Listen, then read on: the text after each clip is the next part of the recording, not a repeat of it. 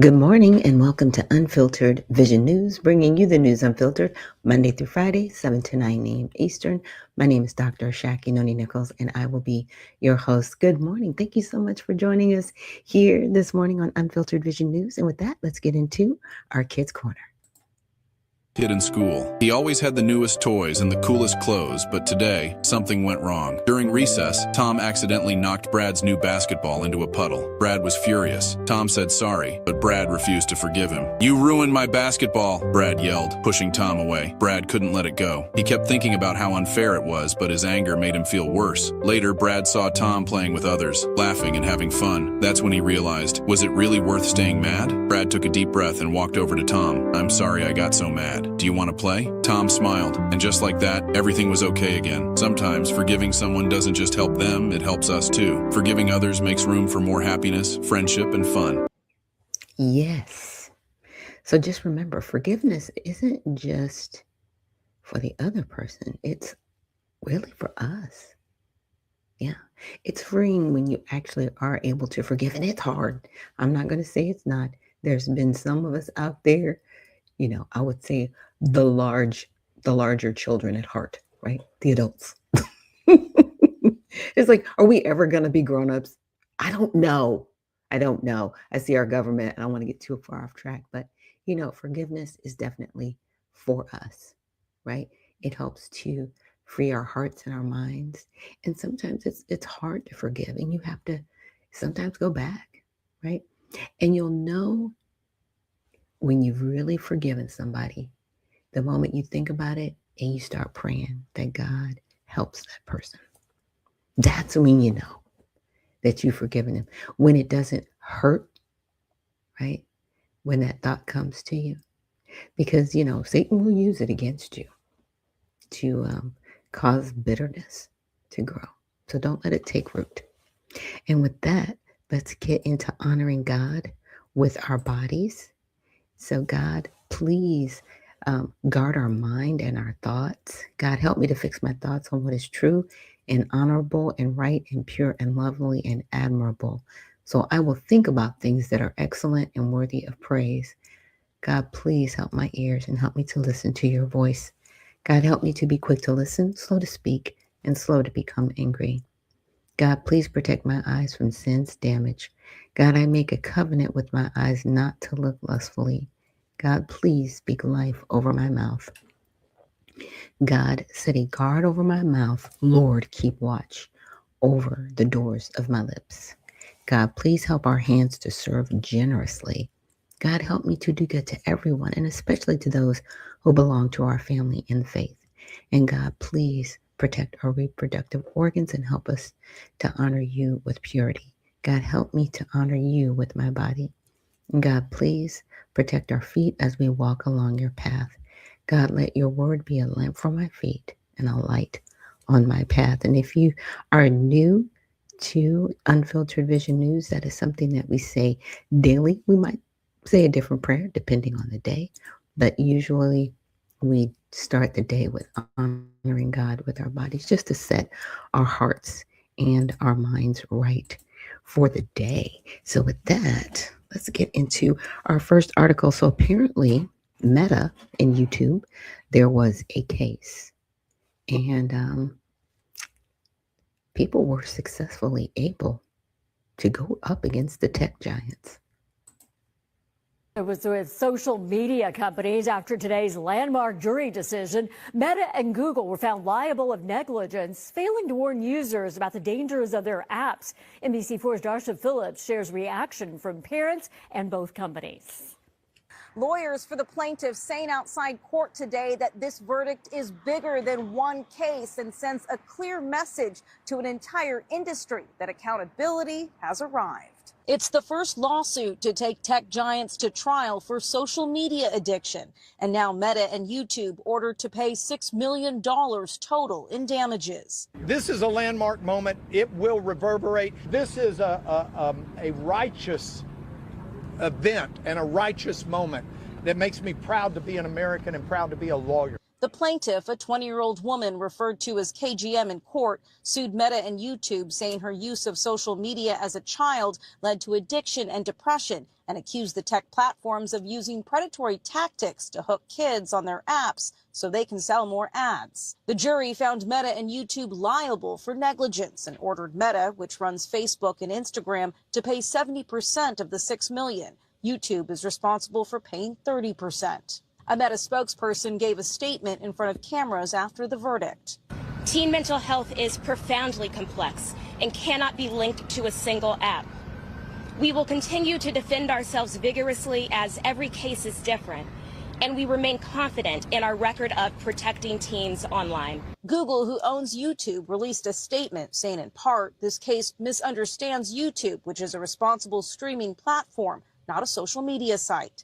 In court, lawyers for the plaintiff targeted the company's design features, arguing they were deliberately built to be addictive, and the company's executives knew and failed to protect young users.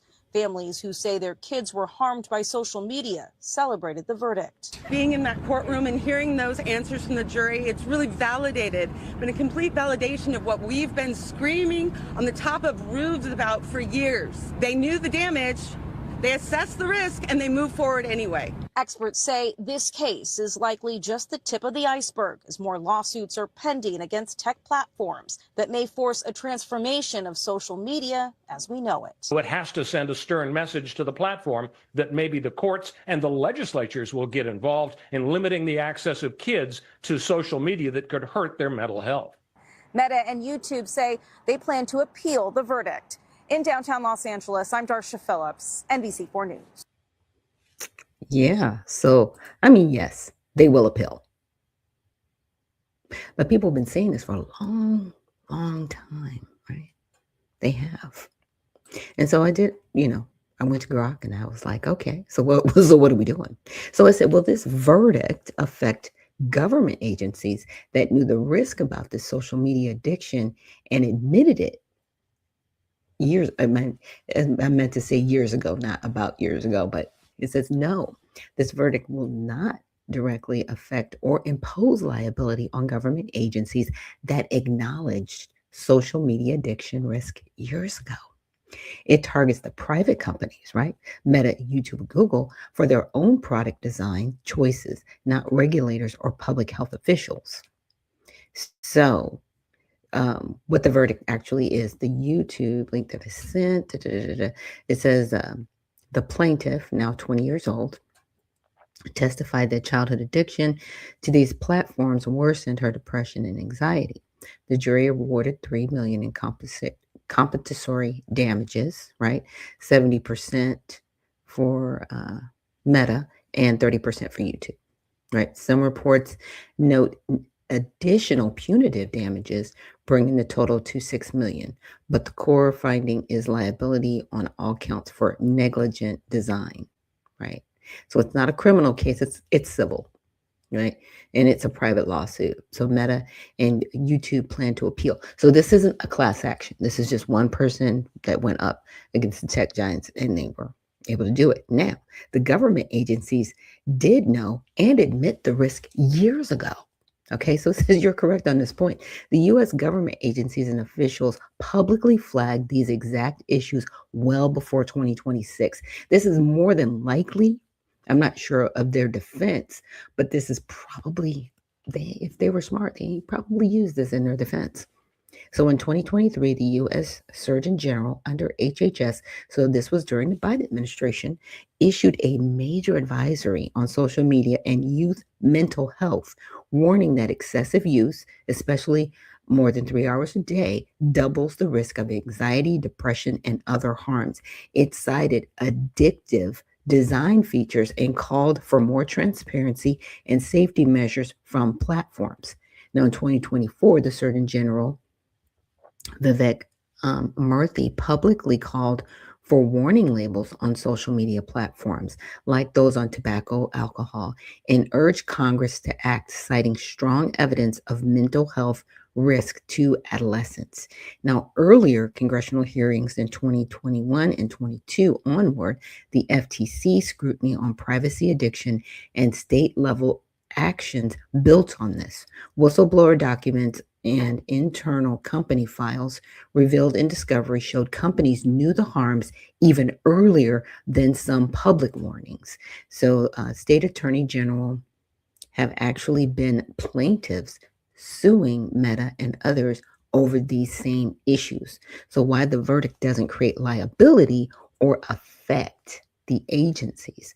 Okay, so there's different roles. The case held companies liable as product designers, manufacturers. Government agencies don't build or operate the platforms, they advise research and sometimes regulate.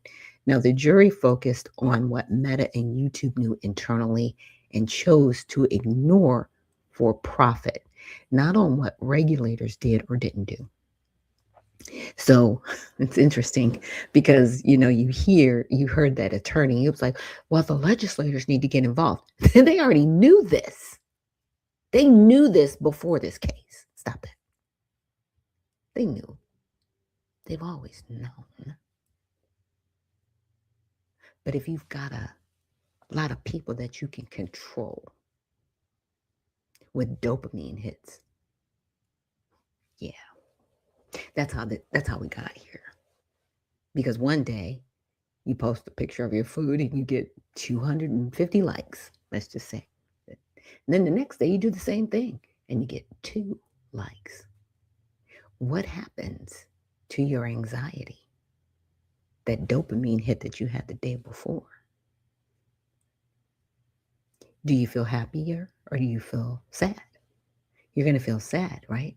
But if people in the background, the administrators, are suppressing how many people see what you've posted, it might even be a little bit better than what was posted the day before. If they're suppressing, basically pulling the strings, they're getting you more addicted because you're depressed and you're like, oh, well, I was really hoping people would like it. Let me try again. And you try again and you get 300. And it's this up and down. And that's just basic. It gets a little bit more technical than that, but that's what the addiction starts. They push who they want. That's why it's called an algorithm, because they can actually control it. It's not organic. They push what they want. And that's why, even far beyond what Grok is telling me, I was like, yeah, I think so. Sovereign immunity. Federal agencies are generally shielded from civil lawsuits for policy, regulatory decisions, or failures to act. Unless specific laws waive that protection, you can easily sue the Surgeon General. You can't easily sue the Surgeon General or HHS for not regulating social media aggressively enough in the past. So even if they knew this would be a detriment to our children, can't sue them. It's disgusting. They knew. No new exposure in this ruling. New coverage of the verdict focuses entirely on implications for tech companies, potential massive settlements, platforms, redesigned stock impacts, and pressure for federal laws like the Kids Online Safety Act. This is zero discussion of it opening the door to agency liability. Now, this is very interesting, again, because, I've had Melanie King. I've played some of her videos on the show. And the one thing she talks about is like, yeah, what happens when they do this Kids Online Safety Act? That's going to regulate how you can access the internet. And you got a whole bunch of people addicted to this already.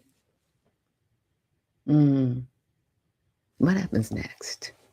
Right? What happens next? So possible indirect effects. These are political. Public pressure, not legal consequences, reinforces the agency's own warnings. More pressure on government to act. More pressure on government to act. Like I said, the whole thing is fascinating because you're holding the product, right? Yeah, and they knew, but why would they move forward with something like this if they didn't have the backing of the government?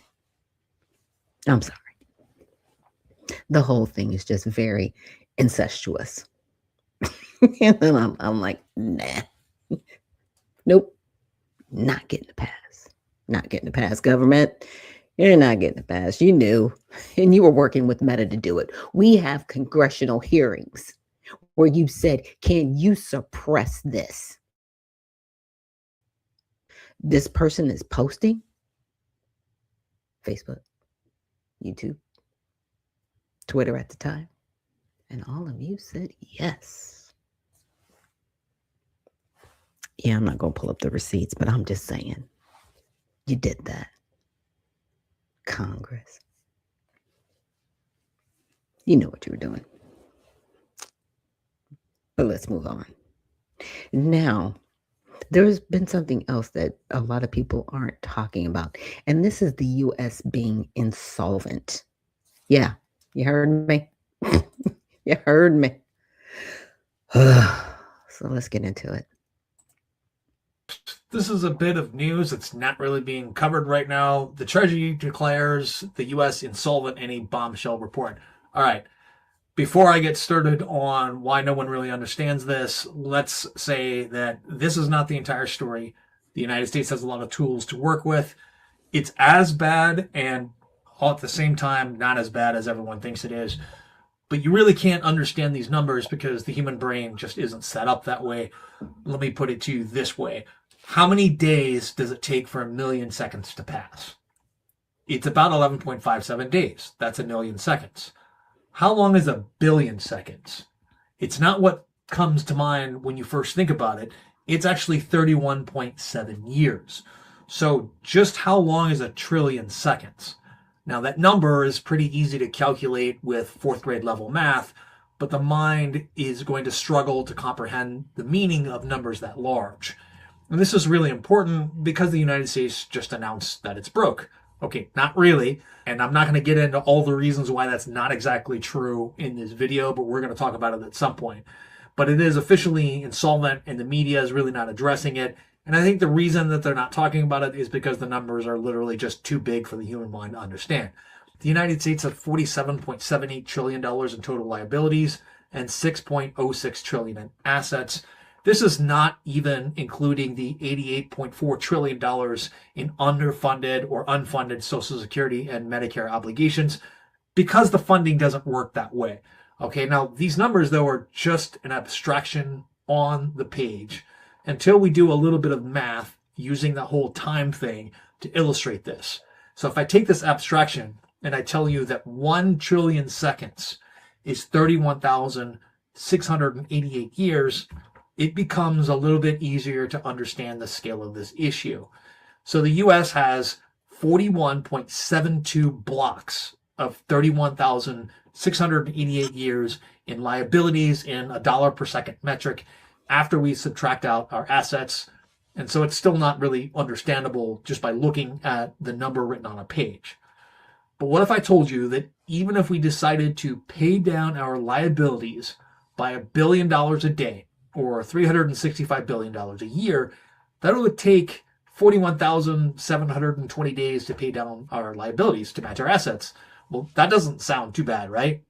Well, so it's only going to take, let me see here, 114 years to balance our liabilities with our assets on $1 billion a day?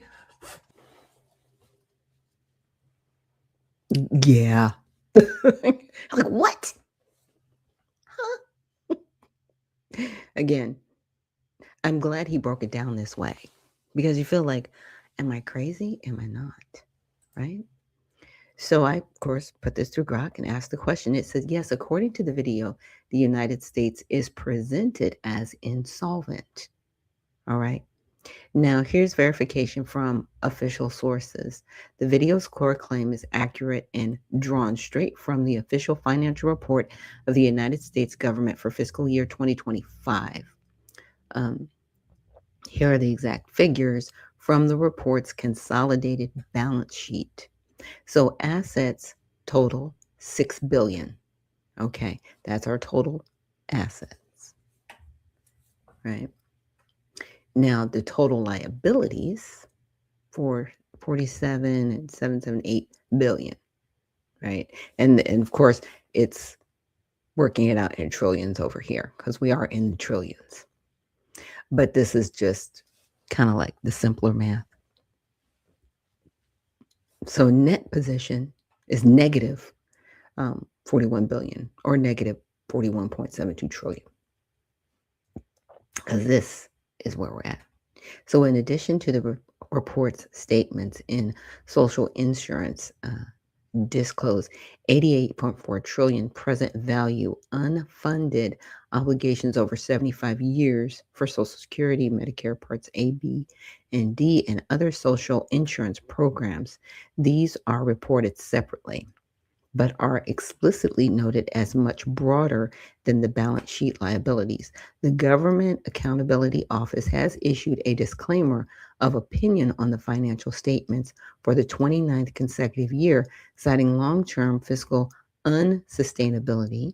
The report itself states that current policy is not sustainable, and that's the debt to GDP ratio would explode without reforms equivalent to a 4.7% of GDP annually. So if we at least got to, let's just say 5% GDP, we might be able to get some stuff done. Maybe. But we would need to maintain that just to get to a proper level.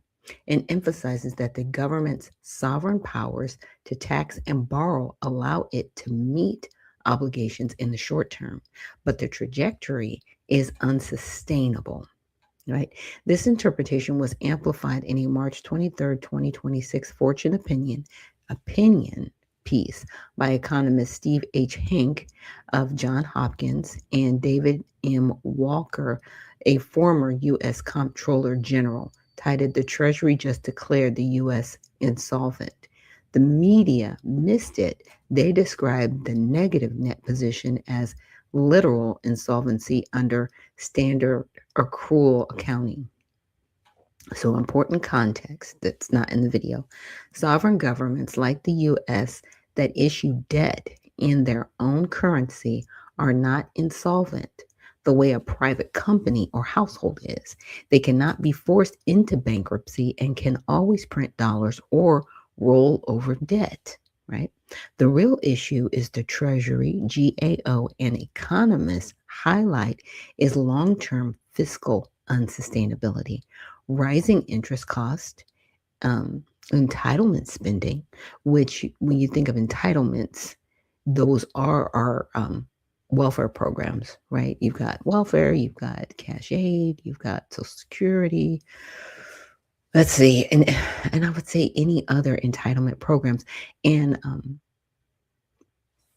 you can also include, I would say, NGOs, and those are non-governmental organizations, charitable organizations, right, that get grants, okay, and contracts from the federal governments to deal with things like homelessness, drug addiction, anything that isn't like a road or a street, right? Because roads and streets are necessary to keep them going. You know, we don't want to drive over rocks, even though sometimes you might be driving over rocks that are, you know, big pits in the road. Just saying, the entitlement programs are things that can be regulated and controlled. So I just wanted to point that out. And debt GDP projections that crowd out other priorities and risk higher inflation or future tax benefit cuts if unaddressed, right? Pending legislation to address the issue, there are no single fixed insolvency bill, right, pending, that directly references the Treasury balance sheet or unfunded liabilities. However, several bipartisan and targeted bills in the 119th Congress, 2526, aim to tackle the underlying drivers, debt trajectory, entitlements, and deficits. None have passed yet. All remain in committee or early stages. So there is the Fiscal Commissions Act, which was introduced last year by Representative Bill Huizenga. He's a representative from Michigan. Scott Peters, a Democrat from California. Companion in the Senate, 4012, introduced in March of 2026 by Senator Curtis, a Republican from Utah, and an independent, Angus King, in M-E. That's not Massachusetts. That's not Maine. Is that Maine? I have to double check. I think that's Maine. This is the most directly relevant pending proposal. It would create a bipartisan 16-member fiscal commission, lawmakers plus private sector experts to develop a comprehensive plan stabilizing the debt, achieving a sustainable debt to GDP ratio long term, and improving 75-year solvency for trust fund programs like Social Security and Medicare. Approved recommendations would get fast track consideration in Congress, right? It has bipartisan co-sponsors, but is still referred to committees and has not advanced to a floor vote. There's the Sustainable Budget Act, H.R. 222, another commission-style approach with similar goals for long-term budget stabilization and other related bills, right? Debt limit reforms, Senate Bill 4173, introduced in March 24th, 2026. So that was just as of this week. Okay. Requiring any debt ceiling increase to be paired with equal spending cuts over 10 years. So if they increase the debt ceiling, they're like, okay, what are we going to cut so we can, not keep increasing the debt ceiling? And then you've got multiple Social Security focused bills, right? Senate Bill 770, which raises benefits and taxes, proposals to lift payroll tax cap, adjust retirement age, and modify COLAs, which is the cost of living cost of living adjustment. Here's the problem. They tax Social Security. So they tax you to put it into Social Security, right? And you're thinking, okay, cool.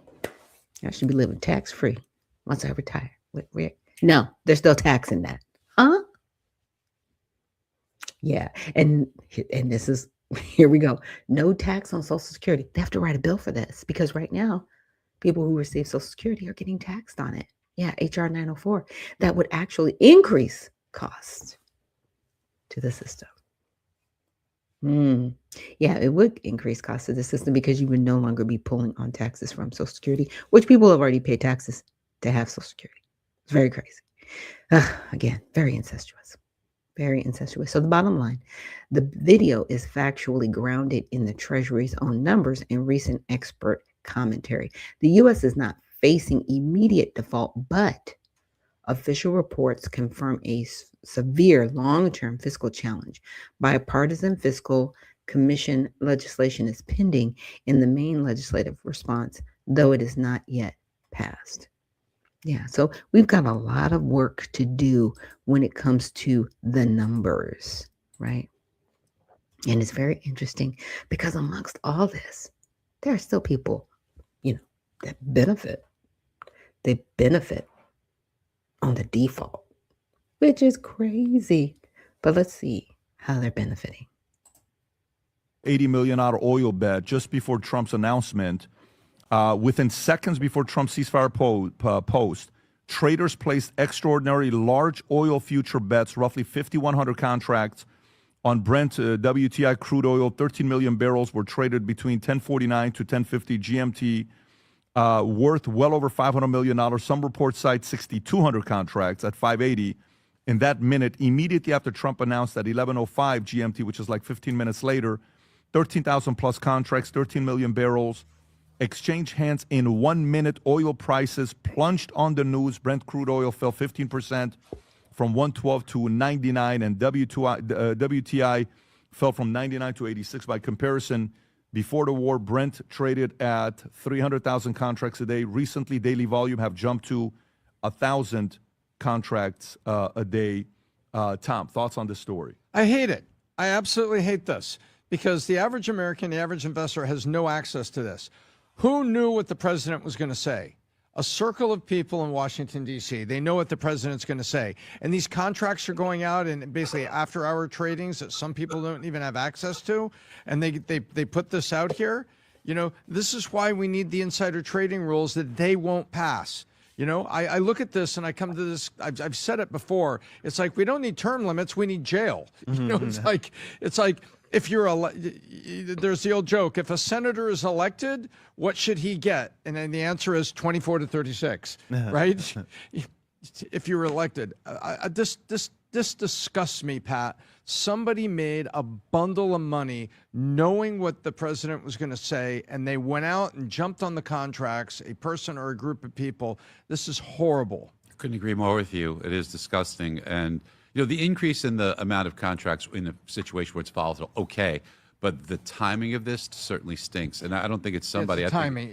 I think it's a lot of people, Tom, that made money on it. But this is just, it's not fair. It's not fair to folks like us who want to try and make investments based upon the information that's available. And this is clearly cheating.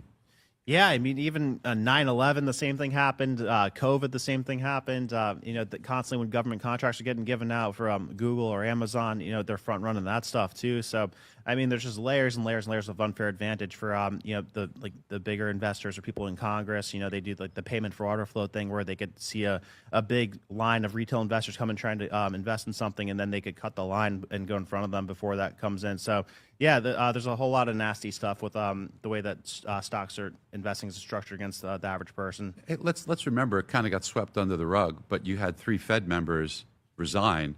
The bonds. Exactly. You had Rosengren, Kaplan, and may have been Cloud. I don't want to speak incorrectly, but I know Rosengren and Kaplan both resigned because there was questionable trading that they had. So, which is crazy. Yeah, and these are Fed members at the time. Yeah, they were the ones deploying those bonds. Yeah. Boston Fed President Rosengren and Dallas Fed President Kaplan, who now works at an investment bank. But yeah, so it was Rosengren admitted it. Vice Chair Richard Clarida. That's what it was. Clarida. So I was right. So okay. 51% of you consume the content here on the podcast who have not subscribed. We'd like to take PBD podcast. Yes. So yeah. Benefiting.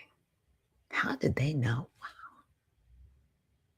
But they're not going, they're not going to jail like Martha Stewart. They just have the hookup, right? They got the hookup, y'all, over everybody else and making millions of dollars. I don't know if anybody's ever watched The Big Short, but The Big Short is great. It is an amazing movie, and what it does is it talks about the I want to say the 2008 housing collapse. So you guys should definitely check that out because oh my goodness, it's an interesting one, and what it shows is after all that happened, the banks got bailed out. Then those CEOs gave themselves what they called golden parachutes and made millions of dollars. That was one of the first recognizable transfers of wealth. And then, of course, we saw what happened in 2020, in 2021 to where we are now. So is that going to happen again? That's the bigger question when I see things like this. So let's take a quick break. Take a real quick break. And get into some more of this news on the other side. Thanks for joining us.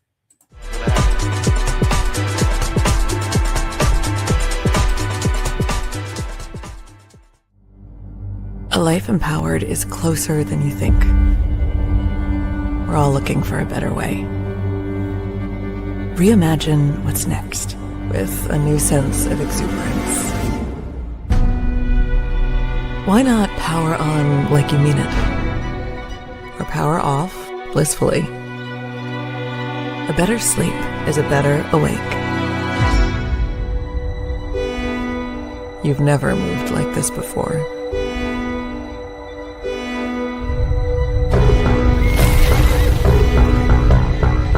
With the energy nature intended. Imagine reprogramming the way you look at the speed of science.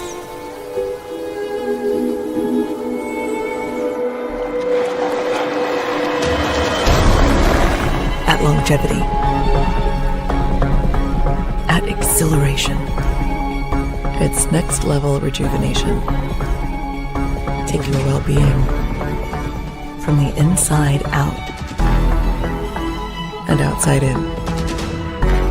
The light within is ready to ignite. Be the light. LifeWave.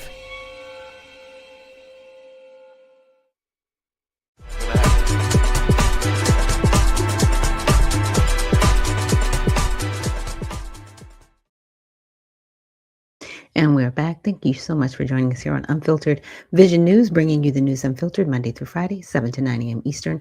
My name is Dr. Ashaki Noni Nichols, and I will be your host. And that was a promotion from LifeWave. And if you would like more information, check out lifewave.com/Noni CMS LLC, and you will get yours truly, me, myself.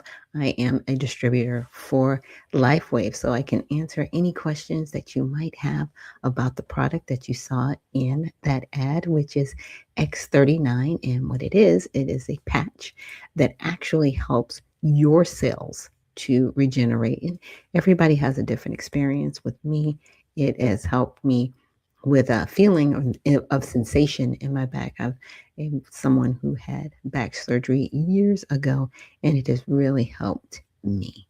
So if you want more information, again, check out lifewave.com/Noni CMS LLC. And that's how we kind of keep the lights on around here. And if you want to definitely help the channel more, you can check out unfilteredvisionnews.com and buy some merch or buy a subscription to the channel. So with that, let's get into some more news. We may have a special guest coming on, just making sure that they have the right links to join us this morning. But let's get an update from Promethean. And Trump made clear that the discussions with Iran are real. And asked why he trusted the process, he dropped this bombshell. Because they're going to make a deal. They're going to make a deal. They did something yesterday that was amazing, actually. They gave us a present, and the present arrived today. And it was a very big present worth a tremendous amount of money. And I'm not going to tell you what that present is, but it was a very significant prize. And they gave it to us, and they said they were going to give it. So that meant one thing to me: we're dealing with the right people. President Trump is not only dealing with the right people in Iran, he's dealing with the right people in the region, the ones who matter in this conflict: Pakistan, the Gulf states, Turkey, and back channels into Iran itself. Now look at who is not in that room, who he is not dealing with. The United Kingdom, the European Union, NATO. Not only are they not in the room, but the British, the Europeans, and their insane green policies are literally out in the cold, and with them their proxy war in Ukraine. But that's not what the mainstream media says. They say Trump backed down or blinked. That's the story they're selling. But what the media covers up, or what too much of the magosphere just doesn't get, is that Donald Trump has created a new diplomatic space where nations and their real economies are the currency of the realm, not imperial manipulation. I'm Susan Kokinda. I've spent decades studying the empire's great game and how financial control, managed conflict, and energy dependence are used to keep sovereign nations in line. I know what the map looks like when the system is losing. And right now it is losing. So if you want to understand the transformation taking place in the world, like, share, and subscribe so you can stay in touch and we can expand our reach. Here's what I'm going to cover today. First, who is at the table as Trump works to settle the Iran conflict and the new diplomatic architecture it represents. Second, who is not at the table, why Europe has reduced itself to irrelevance. And third, Ukraine, and why Zelensky's frantic maneuvering this week tells the whole story. So who is actually doing the diplomacy to resolve this conflict? The Wall Street Journal told the story this week, and the roster is pretty remarkable. Foreign ministers from Egypt, Turkey, Saudi Arabia, and Pakistan gathered before dawn in Riyadh last week to work out a diplomatic off-ramp. Egyptian intelligence opened a direct channel to Iran's Revolutionary Guard. Turkey worked the phones between Iran and Egypt. Oman carried messages on maritime security. And the president confirmed it himself, first in these remarks to the press. We have very much in mind our partners in the Middle East. As you know, a lot of them were surprisingly hit and I was surprised to see it, and so was everyone else, but they're very much in mind in the discussions. And then the president acknowledged Pakistan's role by reposting Prime Minister Sharif's statement, which said, subject to the concurrence by the United States and Iran, Pakistan stands ready and honored to be the host to facilitate meaningful and conclusive talks for a comprehensive settlement of the ongoing conflict. Now look at that roster. Pakistan, Saudi Arabia, Egypt, Turkey, the Gulf states. All of these countries are members of Trump's Board of Peace, the architecture he began building with the Abraham Accords, and now operating at full speed under the pressure of a shooting war, while still lining up billions in investment for rebuilding Gaza. And that pressure is doing something else entirely, something the media is completely ignoring. Iran and its proxies in neighboring countries are being isolated and defanged. In early March, the Lebanese government banned Hezbollah and told it to turn over its weapons. Then the Palestinian Authority publicly condemned Iran and sided with Saudi Arabia. Did you catch that? The Palestinian Authority condemning Iranian attacks on Gulf states and reaffirming solidarity with Saudi Arabia. And Hamas, Iran's own proxy in Gaza, is now seriously considering a disarmament proposal from Trump's Board of Peace. The entire axis of resistance, rhetorical edifice, has crumbled. Iran's military capacity is shattered, its supply lines to its proxies are severed, and the leverage is gone. Unlike decades of managed diplomacy, which kept the region in permanent war, Donald Trump is doing what no one has been able to do for a very simple reason. He doesn't play the imperial great game. He actually wants peace, built on genuine economic development. Now, notice who is not in that room. No British Foreign Secretary, no European Commission representative, no NATO quartet. The players who dominated Middle East diplomacy for decades are simply absent. And in terms of the military conflict itself, they are worse than absent. They've been AWOL, and the president has publicly called them out on it. Now, if you want to understand the magnitude of this shift, how the old strategic geometry of globalist institutions and ideologies is being replaced by American principles of statecraft and real economics, then you should subscribe to Promethean Action's free newsletter. This is big history, and we're going to give you the roadmap. The link is in the description. So why are Europe and Britain irrelevant at this table? Because their own policies have collapsed their economies and have stripped them of any leverage. That was noted with not a little bit of irony by Kirill Dmitriev, the head of Russia's Sovereign Wealth Fund and one of Putin's chief interlocutors with the United States. Here's how he put it. Europe can finally enjoy the success of both its green and Russophobic agendas. No oil, no gas. This is not a taunt. That's a statement of physical fact, which even the Telegraph admitted with the headline, Europe facing fuel shortage within days, warns Shell boss. The EU built its entire post-Russia energy strategy on the assumption that Gulf LNG would always flow because the City of London had always managed those checkpoints, just enough to let Europe's green fantasy be semi-functional. That assumption is gone. And here's what makes this the empire's worst nightmare. It's not just that the strait is disrupted. It's that there are now two energy superpowers who have decisively broken from the green agenda and the rules-based order, and they're not shy about it.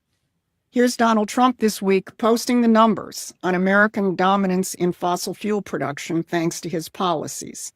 First, in terms of oil production, then in terms of natural gas production, again, all as a result of his policies.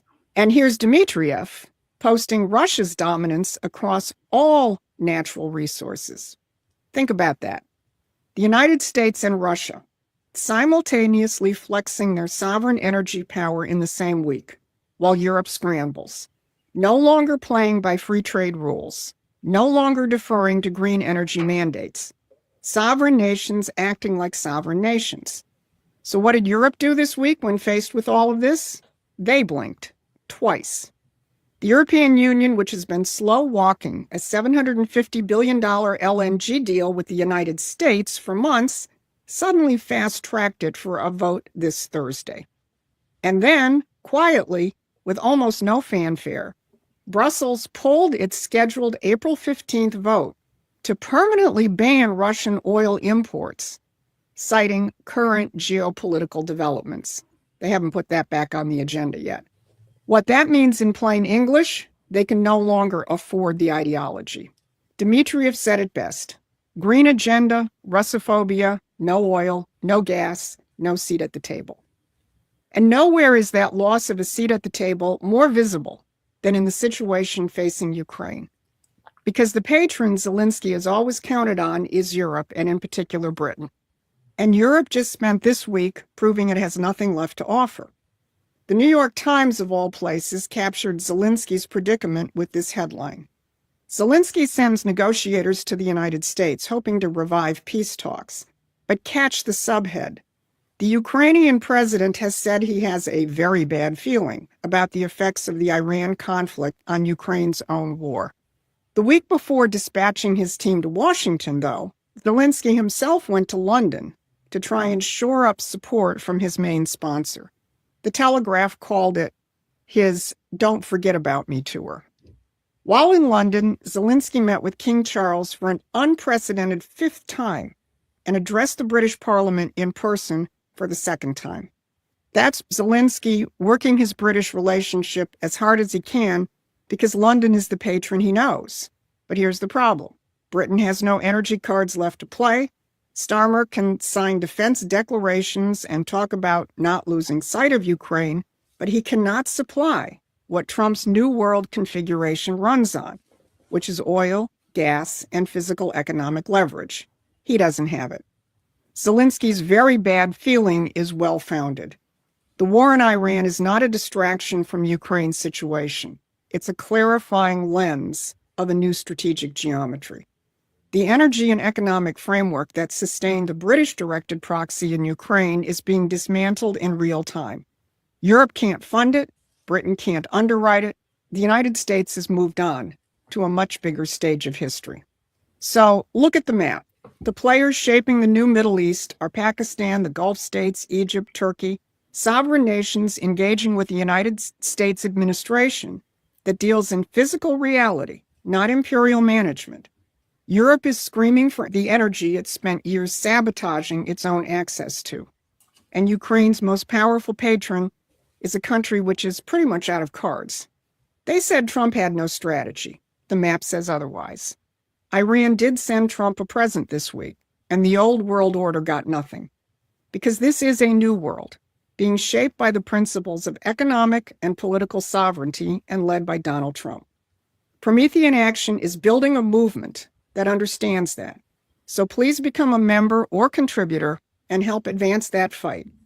This has been your Wednesday Brief. Thanks for watching. Please take a... Yeah. So that gives you a very different perspective than a lot of the coordinated talking points out there right now. I definitely respect what she's saying, because it's like, okay, that's actually happening. There's proof that it's happening, but that's not what you're being told. That's not what you hear. So it keeps this disruption going. And I know a lot of you out there, and I do appreciate my audience because I think you guys are super smart. Right? You guys are super smart out there. And you're like, yeah, we know.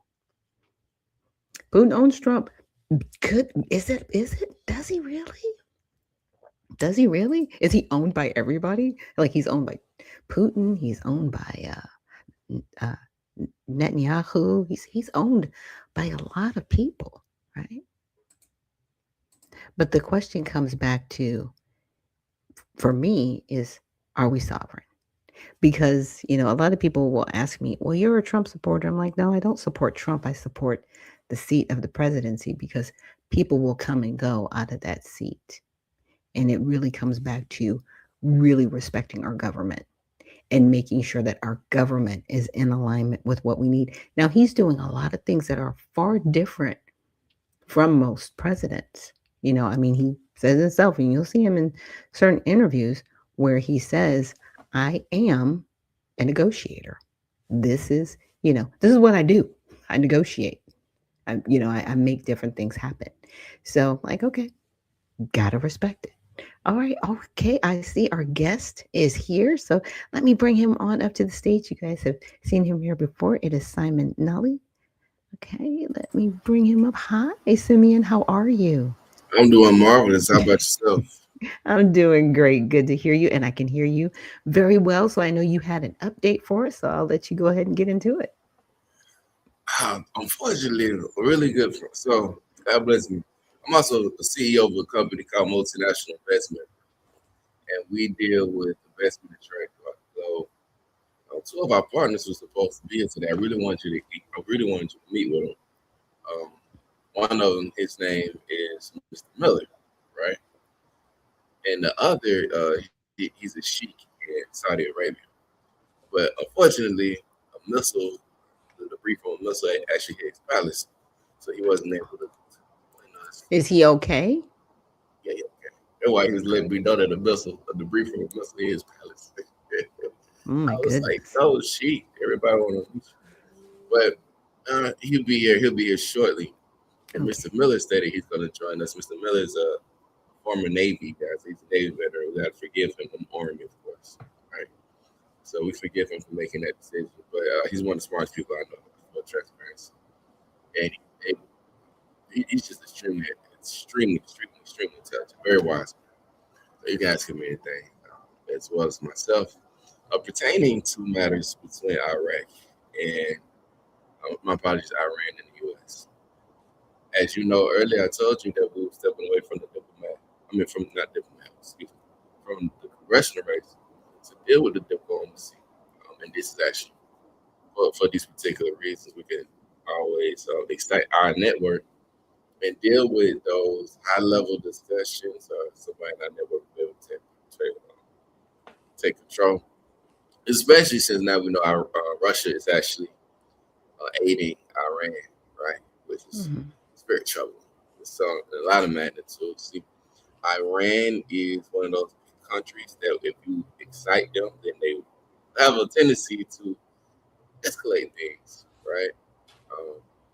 Get them confidence, they're going to utilize that confidence, whatever matter they believe they need to be utilized in. And especially have a superpower like Russia, right? The beautiful thing about the scenario, nevertheless, is that it is transpiring in the Middle East. So we do have friends in UAE, we do have friends in Saudi Arabia, we do have friends in Iraq, right?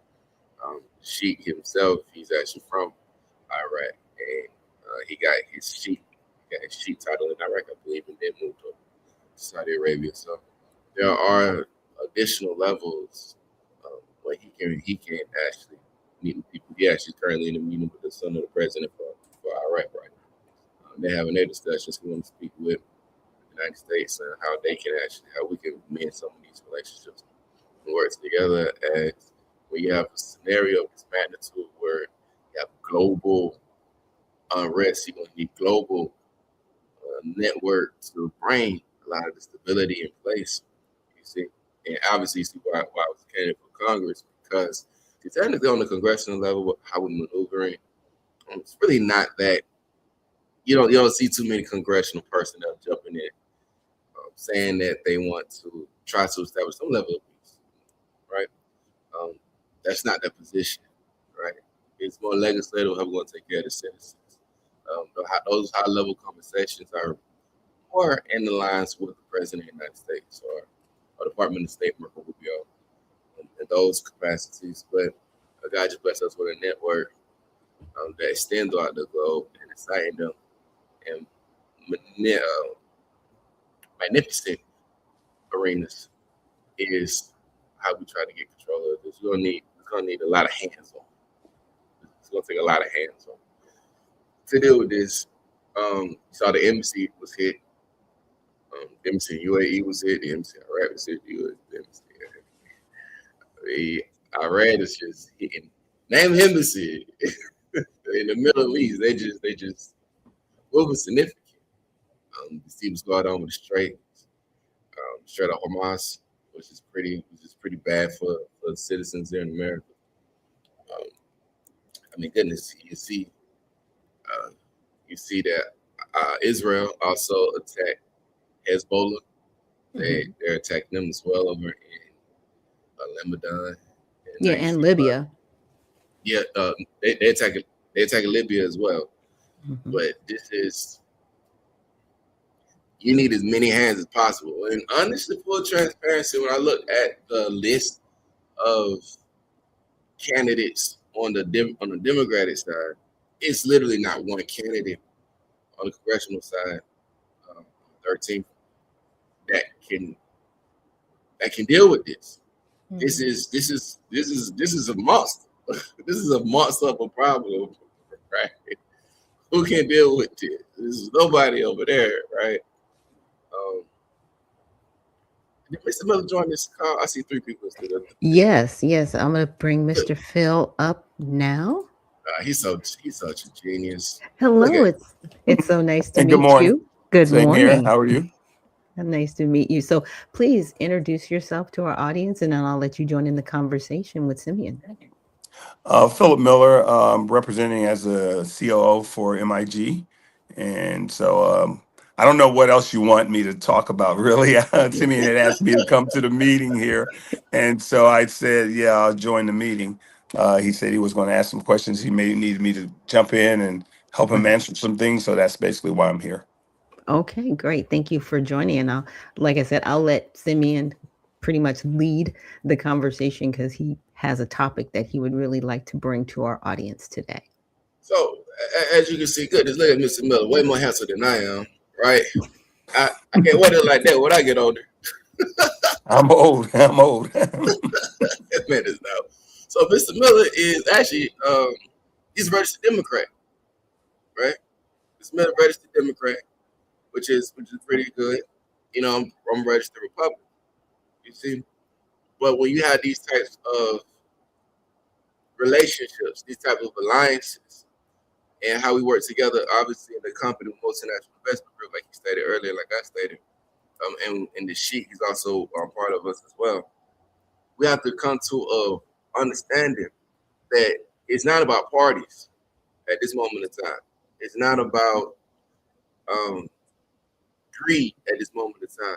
It's literally about alliance, how we can work together to move forward, to settle down tensions across the globe and see what we can possibly do. Because at the end of the day, even though you're a Democrat, even though you're a Republican, right, I will always say MIG is the most important company on earth, right? If you're an American, if you're a Liberian, whatever citizen that you may be, you see, currently at this state of time, we all need to pull together.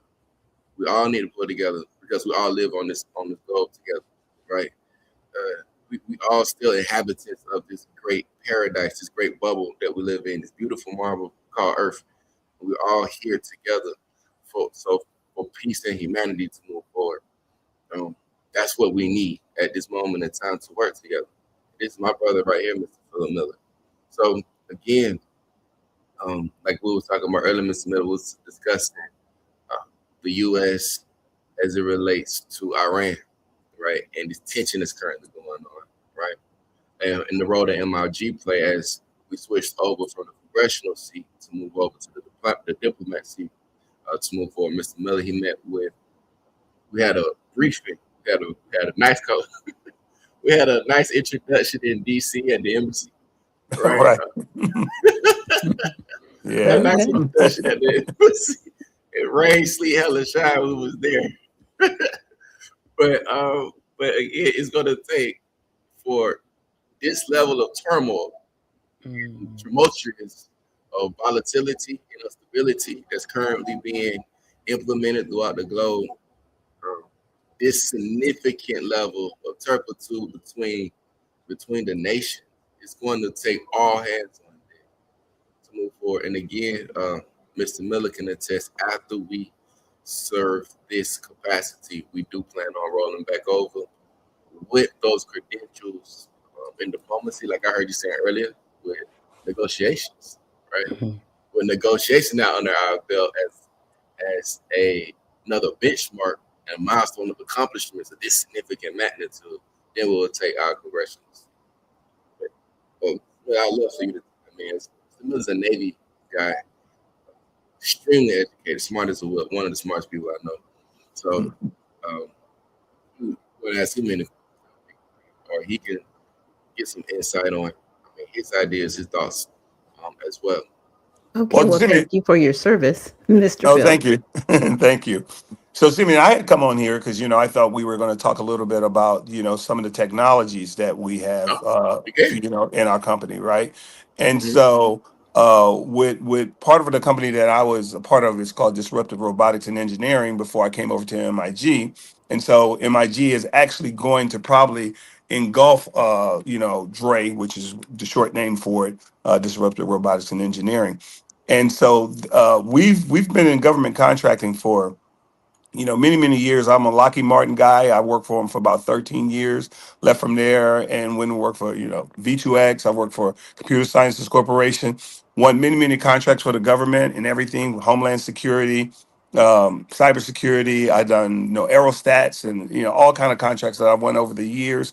And so what happened is when I left Lockheed Martin, we went over and started a business called R4. And so in that business, we've had many products that we developed because we was doing counter IED work, right? So there was a ton of people being blown up, of course, tripwires and all of that, and we had to have detection devices in order to be able to pick those things up so that we can forewarn our troops. And so I went over to Kandahar in Afghanistan, spent some time over there, kind of got the lay of the land, see, jumped around to all the different fobs over there.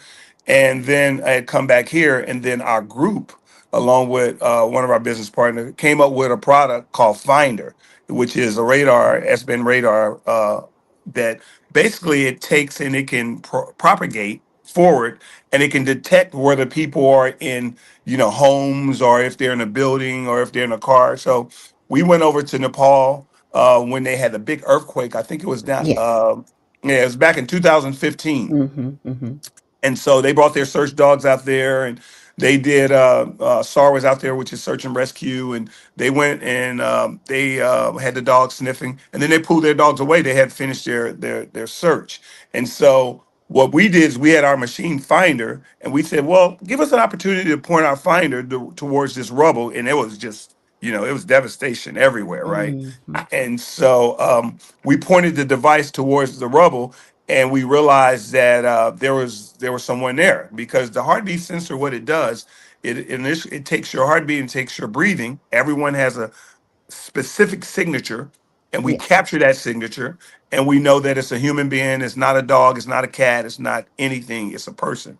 And so we propagated forward and found that there was a 61-year-old woman who had broken a clavicle bone.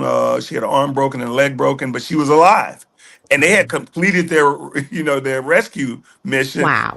and that lady was in there. So the dogs didn't pick her up, but our device did. And Okay. so we were very excited about that. We took that device all over the world. We came back to the United States. We presented to Homeland Security and Customs and Border Control. They actually adopted it. It's part of the AEL, with the authorized equipment list for FEMA to use and for counter, the Border Patrol to use. And Mm-hmm. so in that big Florida, when that building collapsed, Mm-hmm. they used it down there. So that technology is a technology that we're trying to push forward in MIG. We're of course looking for investors because we had the government tell us that although the product is really good and it has service purpose, but it's service purpose at a given time. And they're saying with today, with everything being so fluid and things moving all over on the battlefield or wherever you're going to utilize the product, we need to update the product so it can do vectoring, which means that the subject can be moving and the actual device can be moving at the same time. Okay. Right. So right now how it works is you put it on a tripod, you point it in a direction, it propagates for 30 seconds, and then it brings back a result, right? And we've also put it on a drone, and then it'll fly out, and we'll let the drone just hover, and it'll propagate for 30 seconds, and then it'll give you a result. What vectoring will allow us to do is that the person can be moving however fast they want to move. So it can be one person in a crowd of 100 people running down the street, moving all around. And once we propagate their signature, right? They can move all they want. If I had a drone or something in the air, I would find them amongst 100 people. That's what the vectoring will allow us to do. They can be running around doing whatever they want to do. They can even, and because the signature is so precise, right? They can go to the best plastic surgeon in the world and get their whole face and everything changed, and I'll still know it's him or her. Now, okay, let me stop you right there because this is a good and a bad thing, right? It depends on how you're going to use it. You know what I'm saying? I'm like, this is great, but wait a minute. Wait a Yeah, minute. Like, if yeah. you really want to use it against your enemy, right? And we've unfortunately gone through ebbs and flows, I would say, in our government where people are like, you're the enemy. I'm like, is that really your enemy or this is something you have an alt against, right? There's a difference. Could this be Well, used in a disparaging way? I guess that's the question. can I jump in right here for 2 seconds before I let Mr. Miller take over? I told you he's one of the smartest men I know. Any man with that glasses and that face and that jacket, you just know his intelligence. Just know his IQ level is not even on Earth. But nevertheless, you remember what I was telling you at one of the last meetings? We have technology that can be deployed in a human trafficking world, so we can find women who was actually kidnapped and on a missing list, and we was also can find personnel who actually has a history of human trafficking on the most wanted list. We can find these people. That is, if this is that technology at that current speed, that current age. So you can use anything for bad. AR-15, AR-15 in your house. To me, as an Army person, that's for self-defense. That's for home defense. Right. Right. That's why I support the NRA, because I know I can utilize these weaponry to protect my family. But in the hands of somebody that's wicked, look at what they can do, mass shootings. So anything could be used for good and evil. It all depends on the mind of the individual that we refer to. Exactly. Go ahead, Mr. Miller. Yeah, but that's So amazing.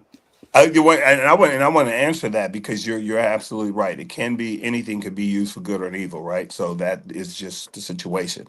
But I think there's really some good uses for a technology like this, right? One of the major concerns with the technology, and we had presented this to the government once before. We had gone to I2WD, which is the Intelligence and Information Warfare Directorate, right, and told them basically, you could take this product, right, and we can commercialize this product, and we can be, just like, I'm from, I was born in South Side of Chicago, but I basically grew up in Michigan, right? But I was born there, and so there's an affinity there. But because there's a lot of folks there, there's everywhere you go, you'll see these like a little tower, they're like little rods, and they have what they basically do is when they hear a gunshot.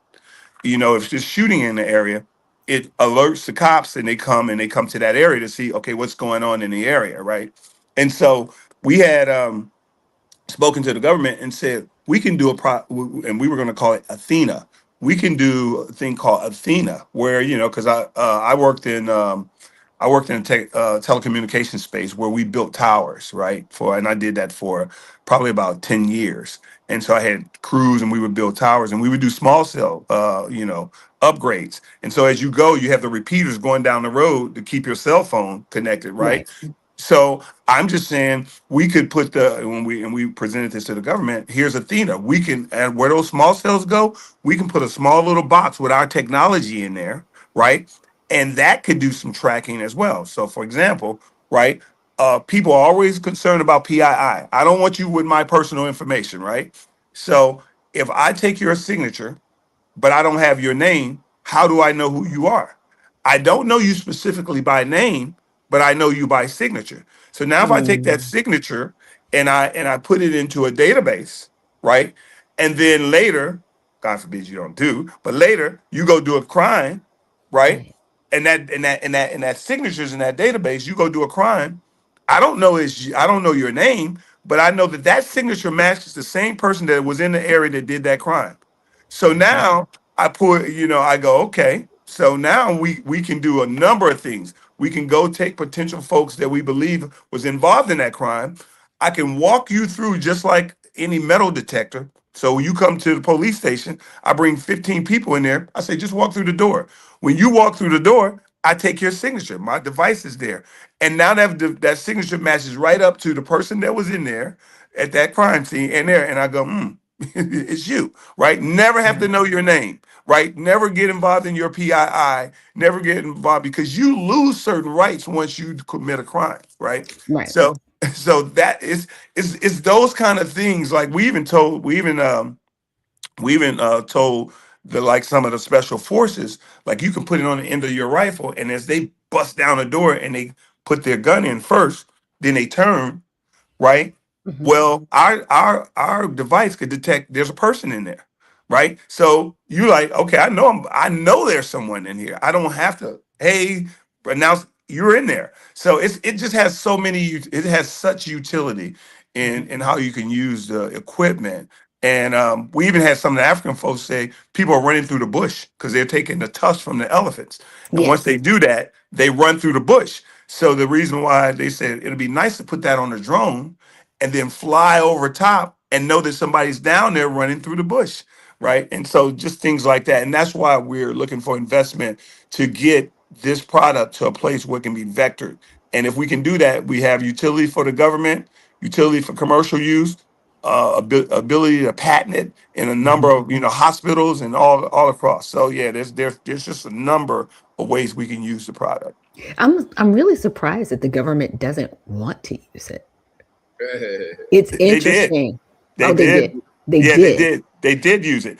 And what they're Oh, telling us now. So the government purchased about the last purchase we had from the government was probably in 2007, 19 or 2000, maybe 19 or 20. And they okay. bought 10 boxes, right? And they bought Okay. each one of the boxes for $150,000, right? Because we had mass produced them, so the boxes Right. was much higher. And so and they bought them and they utilize them, right? So but they're telling us this technology is not what we want. It's not quick enough.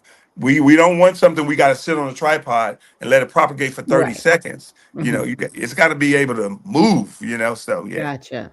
Gotcha. Yeah. So now that you have, I should say, upgraded the product, now it can be a little bit more beneficial.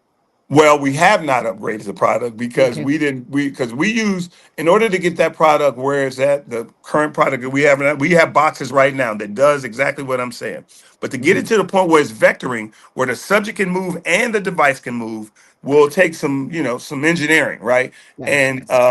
And so we use the NASA engineers to help us build the original version of this product. We use some very, very, very smart engineers, right? Not And as smart as you, so bro.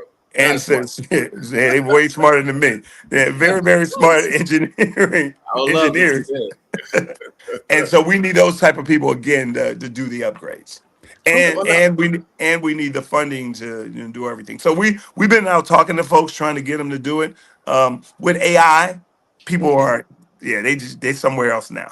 So if I'm not Okay. mistaken, Mr. Miller, so doctor, again, this is multinational investment group, right? As well. Um, Luckily for the Democrats, you see, the company was actually the on the campaign trail as our advisors, and as you see, they didn't stand a chance, doctor. That wasn't even close. But nevertheless, we do establish peace. We love peace throughout the globe. So the company is deploying in this magnitude. Again, we are able in the sheik. If the sheik was on the call, he'd be able to jump in. But sheik, that's another story. But we were able to. The sheik actually had a missile that hit the debris, hit his palace. Right. Unfortunately. Mhm. And we were talking to the sheik yesterday. Mr. Miller told him that he was able to capture 10,000 drones at one time. Extremely impressive. that's the new product. That's the new product we have out there. That's not the hard to beat detection one, which is Finder. Mhm. This product is called B Commander, and the product that we have now is we went over to the UAE for a demonstration, and the UAE was able to detect 500 drones. Most folks can't detect fiber drones, right? Mhm. And so we got to come up with a way to do that, right? But they were able to detect 500 at a time. our system is able to detect 10,000 at a time, right? Wow. And so just the likely it just decreases the number of hits that can occur when you can detect more drones, right? So you won't be able to stop all of them, because what's happening is you got the various types of drones, and in fiber drones, in some cases, they get through some of your counter, UAS types things that you're trying to do. But Right. so some of them will get through. But having 10,000 opposed to 500 is a big deal. So Yeah. It's Yeah. significant. yeah, so we did that. And one of the things also we're trying to come up with, we have a little lab down in Aberdeen, Maryland. We're trying to come up with is what's happening on the battlefield is you have drones that are being set up over the battlefield. And so when they deploy the drones from the original staging point, like say, you know, Iran is going over to the UAE, and they, hit some of like they hit the hotel right next to the Burj Khalifa over there. Yeah. And so when you get stuff like that and they do the staging, and they deploy everything, what happens is they're picking up drones along the way. So they send out 100 drones, but they stage 1,000, right? Okay. So they send out a few of the drones, and what the drones do, and they're basically flying over the land, and they're picking up the topography of the land. So it's kind of similar to like if you got a Lexus car or something, and you see it pop up on, I know it's in Lexus, but you see it pop up, and it tells you as you're driving, you hit a big pothole. Well, Right. what happens is your car hits that pothole, and then part of machine learning, right? It sends it up through the cloud, and then all the people that's driving on that road, right? It tells them now, all the Lexus package that has that capability, it tells them you're about to come up on a pothole, or a cop Right. is in front of us, or whatever. So Hmm. the drones are doing something very similar. They're coming over and they're picking up information, and then they're sending it back to a top, operation center. And when they send it back to that operation center, it actually gives that information out to the rest of the drones. In some cases, the drones are flying out, and as they have the drones that are placed all over the place, they basically say it's good to go. And those drones come up, and they can have bombs, they can have whatever, and they can blow, right? So what we are doing, and they can't detect that because there's nothing that's moving. When they're checking a drone, they're getting the movement, they're getting like either the propellers, they're getting all these different things that are happening. So what we're doing is we're coming up with a system that really kind of combats that. And I don't want to go too far because the technology that we're coming up with is very unique. And so Mm. we're sitting in a lab, putting our brains together, trying to come up with that. And that will be a game changer, along Yeah. with detecting fiber. So there's a battlefield going out there. We're in war, and so folks now are wanting quick, fast solutions, and Mhm. we're trying to be that company, to do that. So Yeah, and that's gonna save a lot of lives, right? And it correct. might even, I wanna say, deter individuals for acting in certain ways. It's like, "Hey, we know what you're doing. We already Hmm. know. Now Right. let's negotiate before Right. before anybody gets hurt," right? Yeah. And Yeah. that's good, because what we don't wanna get into is what some people have said about this current conflict is into a forever war. Now, I Correct. know a lot of people don't like it when I say that we're not at war, but we're not, because you know why? Because everybody would have to go to jail because Congress isn't involved. Okay, it's really that simple. All right, we're in a conflict. It's not Yeah. war yet. Yeah. Okay, Yeah. it's not war But yet. but if you look at what happened with Afghanistan when we went through Hmm. that whole ordeal for That extra 9 years and billions and billions and billions of dollars, yeah, we yes. can't afford that. We just can't Mm-mm, afford that for our economy right now. So yeah. mm-mm, mm-mm. And somebody said it best. This isn't the World War II era where oh, we're at war and now we're making all of these products, right? Because war Correct. used to be beneficial Right. because then it would cause jobs in a particular area, which is defense contracts. That's It's correct. not like that anymore. That's right. That's right. We That's are in right. a totally different industrial revolution where it's like, okay, we're still consumers, we're still not making anything. So, what does actual war look like if we go to war? It's more informational, and it does come back to negotiation. So, thank you for the information that you've given us. Is there anywhere where our audience can, find you, support you, and in your endeavors? Yeah, so right now I don't know which email to actually give, but I guess I can give my email is pmiller@dretech.io. So pmiller@dretech.io, And and don't someone can forget to send me. come to the website now. Yeah, and so we do have a company website too, which is what is it now? migmarkets.com. MIG.markets. Yes. Mm-hmm. So they can, of course, go to MIG.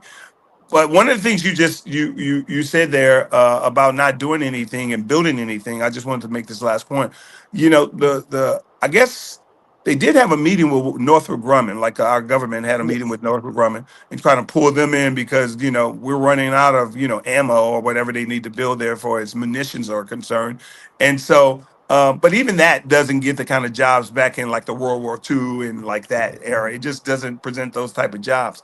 And that's very unfortunate that we all service, and we're really not developers and inventors anymore, right? So, Right. And that's what I'm looking forward to getting back to, because yes, with the advent of technology, obviously manufacturing looks different, but it has to be tangible, right? And so right. it's moving forward, but it's like, okay, well, kind of how do we move forward without destroying ourselves, right? Without working around ourselves and working our way out of a job, right? Yeah, my, right. my husband and I talk about it all the time. It's like we are in such a rush to eliminate ourselves from the process of development, right? With Yes. the advent of technology. So I'm really hoping with more technology it'll help us as human beings to be a part of that ecosystem as opposed to eliminating us from Absolutely. the ecosystem.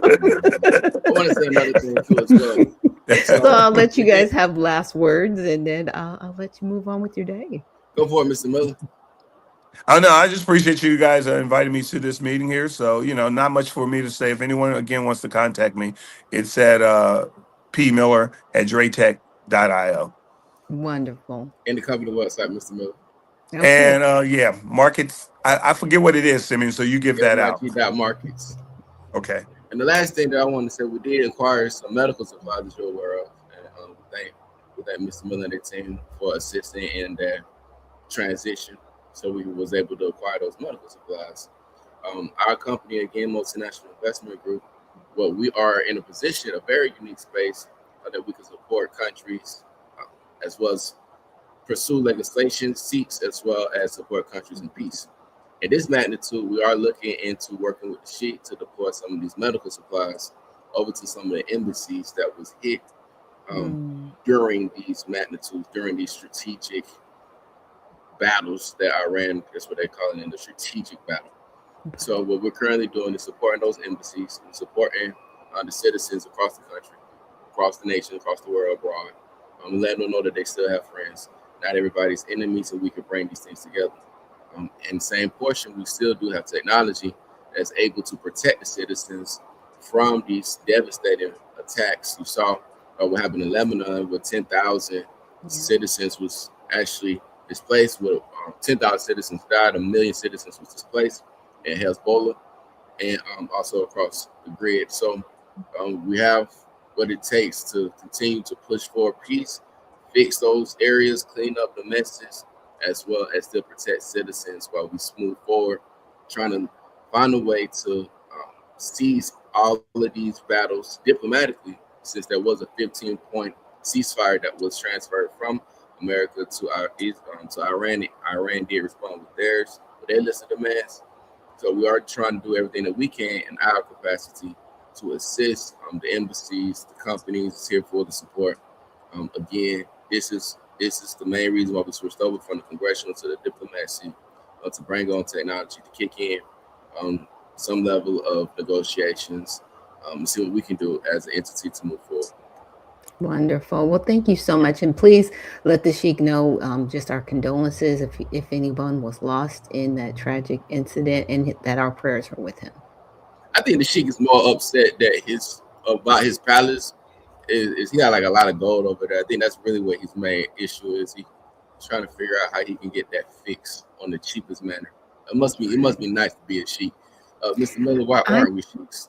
Right. We're still praying for him because, I mean, that's still a dangerous situation. But men, y'all are different. Y'all are just wired differently from us women. We're just like, we're so concerned. Are you okay? You're like, I'm good, man, but they messed up my crib. Like, really? Like, that's the conversation we're having? Oh, my goodness. That's right. Yeah, she called me talking and said, Seven, I can't believe the debris hit my palace. Is over here. Do you know how much I paid for this? You should be happy you're alive. Right. Like, we're having a conversation. Are you okay? Yeah, right. Must be nice. Exactly. But again, thank you guys for joining us here. And we're looking forward to having a conversation with the sheik. All right, you guys have a good one. You too now. Right. That was a great conversation. And I will definitely have those links in the repost. And with that, let's take a quick break. And when we return, we will get into some more of the news here on Unfiltered Vision News. And thank you. And we will see you on the other side. Lineage, legacy, leverage. Genealogy is the lane. Community is the destination. But care, that's how we get there. At TBAT Task Force, we don't just research history. We reclaim what was stolen. For Black American descendants, proving who you are is the first step toward reparative justice and recognition. Get 4 hours of expert research, a verified certificate, and a care-based session to guide your next steps. A $155 contribution doesn't just fund your search, it fuels 5 community positions. It's a cycle of growth. Ready to claim your history? Start your journey or book a free care call today. Your legacy is waiting.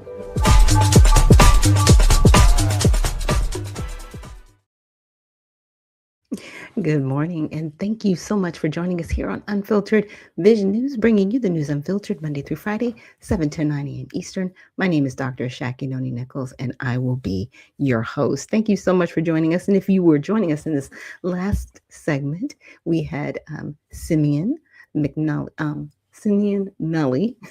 Sorry, I mispronounced his name, and also his guest, Mr. Phil. So I will make sure to have the email and the website and the repost of the show so you can reach out to them and find out more about their organizations.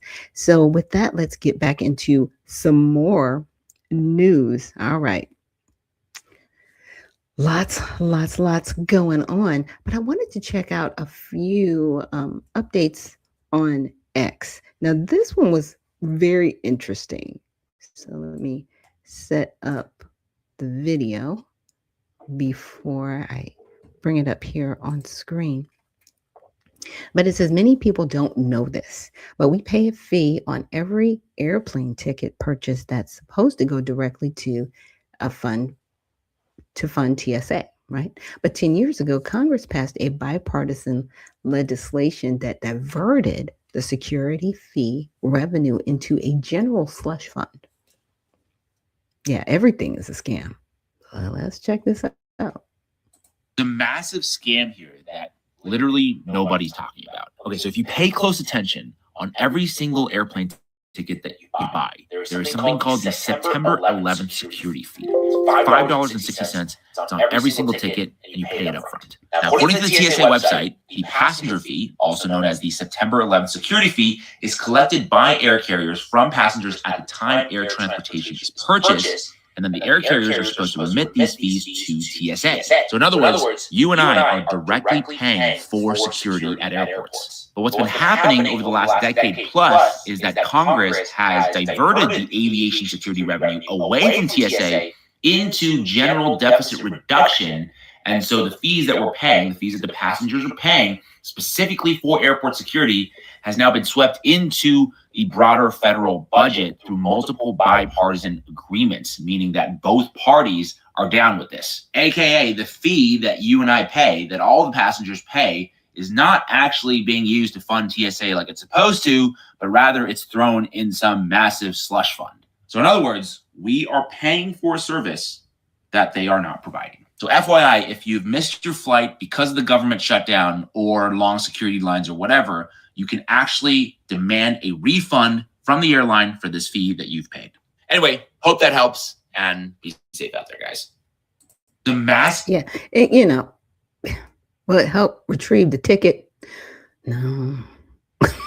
It won't help retrieve the ticket, but hey, you can get the service fee. Did anybody know that we were paying the service fee? I didn't know about the service fee because there's so many fees. Like, I'm sorry, it's just like a disclaimer. Your eyes just kind of glaze over once you see the first paragraph. You're like, I'm not reading this. But hey, South Park did an episode and there was a human centipede. So I'm just saying, right? You take your chances when you sign off on the terms and conditions. But let's get back into this. So it said, yes, the claim that the ex post is accurate. So passengers pay a federal aviation passenger security fee, also called the September 11th security fee or 9/11 fee, on every U.S. originating airline ticket. It's currently $5.60 one way and $11.20 round trip, and is itemized separately on your ticket alongside taxes and other fees. Airlines collect it and remit the money to the government. Yeah. So it's a tax. And we've been paying for decades. Anybody know about this? Again, I didn't know about it till it was pointed out. So the fee was created after 9/11 specifically to help the TSA aviation security, so screening personnel, etc. The original intent was that it would cover most of or all of TSA's costs, so travelers would directly pay for their own security. So we're paying for this, and yet their monies are caught up in this appropriations package. So you're making people suffer because you don't like what ICE is doing, which was signed off on the big beautiful bill because they got $89 billion to be spread out over the next 10 years. Like, what are y'all doing in Congress? Like, I need you to get it together. That's all I need. I just need you to get it together. So in a bipartisan budget act in 2013, so over 10 years ago, Congress raised the fee and began diverting a large portion of the revenue into the U.S. Treasury's general fund, often called a slush fund. Because do we know where this money is really going? They say it's supposed to lower the deficit.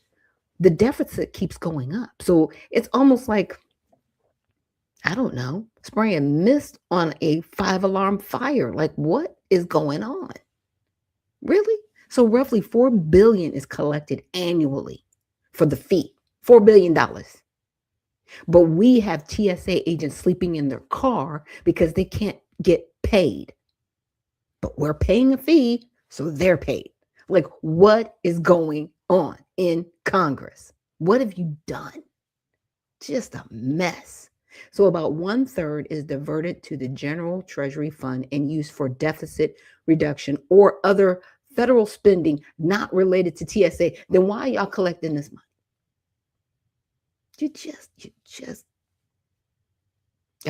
Anyway. So one false small fixed amount, $250 million, goes directly to Aviation Security Capital Fund for specific TSA uses, mainly check bag and screening equipment. So we've got great screening equipment. Like I said, one day we're going to walk into the airport, because after what people are going through, they're going to demand efficiency. And they're going to be okay, even if they have to be like Gattaca and give blood when they come in so they can be identified, as long as they don't have to stand in line for 6 hours. This is not about freedom. This is conditioning. So we will accept a solution worse than the problem it solves. And our government is creating this nonsense. Like, I need everybody to see through it. I really do at this point. You got to wake up off the matrix. Sorry. So only a small fixed amount goes directly to the Aviation Security Fund for specific TSA uses, right? The rest of the TSA's budget comes from annual congressional appropriations, not automatically from the fee revenue, right? So there's parts of it. So the tax that we pay, this 9/11 tax or fee, That's part of it. And then the rest of it comes from, I get it. But it seemed like the best use of that money would have been to develop a rainy day fund. So if there is a government shutdown, TSA workers can still get paid as a stopgap until you guys resolve your issues. Why are you making other people suffer while you're getting paid? If y'all go to recess before this is resolved, you better not, Senate. You better fix this before any of you step foot out of Washington. You will be met with torches and pitchforks. Sorry. I'm just saying that metaphorically. When you go home on your break, you better fix it because this is ridiculous. Truly, truly ridiculous. So I say, can TSA workers sue for this money since it should be in their budget, right? At least part of it. And this is no. TSA workers cannot successfully sue to force the diverted portion of the aviation passenger security fee into their budget or payroll. So it would fail because the diversion is explicitly authorized by federal law, specifically the Bipartisan Budget Act of 2013, which amended the original Post statute. I mean, it's really disgusting.